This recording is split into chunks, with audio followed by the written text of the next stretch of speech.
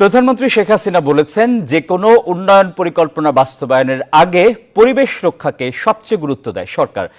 বিশ্ব পরিবেশ দিবস ও পরিবেশ মেলা এবং জাতীয় বৃক্ষরোপণ অভিযান ও বৃক্ষ মেলার উদ্বোধনী অনুষ্ঠানে প্রধানমন্ত্রী আরও বলেন, প্লাস্টিক পণ্য ব্যবহার বন্ধের উদ্যোগ নিচ্ছে সরকার। পৃথিবীর উষ্ণতা বাড়ছে, কমছে বনভূমি, গাছপালা, প্রকৃতির বৈরী আচরণে বিপন্ন হচ্ছে জীবন।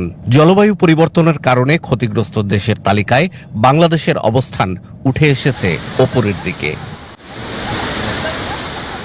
এমন বাস্তবতায় বিশ্ব পরিবেশ দিবস এবং জাতীয় বৃক্ষরোপণ অভিযান উপলক্ষে আয়োজিত অনুষ্ঠানে প্রধানমন্ত্রী শেখ হাসিনা বলেন, পরিবেশ এবং জীববৈচিত্র্য রক্ষায় সংবিধানে আলাদা ধারা যুক্ত করেছে বাংলাদেশ।